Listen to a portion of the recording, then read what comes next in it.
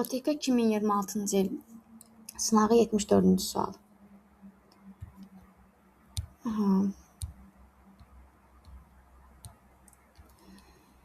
Deməli, burada biz əvvəlcə birinci not yerinə yetirilir, inkar.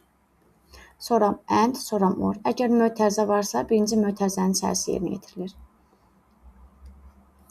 Deməli, məd nə deyir? Deyir ki, məd sütununda qiyməti 90-dan böyük olan sətrin ID-sini yaz, nömrələrini yaz. 1, 2, 3, 6, 7, 9. And CS sütununda qiyməti 97-dən kiçik olan sətirlərin ID-sini yaz. 3, 4, 5, 6, 7, 8, 9-cu sətirlərdədir. Or not nə deyir? CS 95-dən kiçik olan qiymətlər 4, 5, 6, 7 və 9-cu sətirlərdir.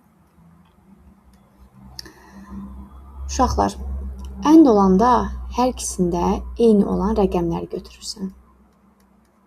Yəni 3, 6, 7, 9. Bax, hər ikisində var. Görürsünüz.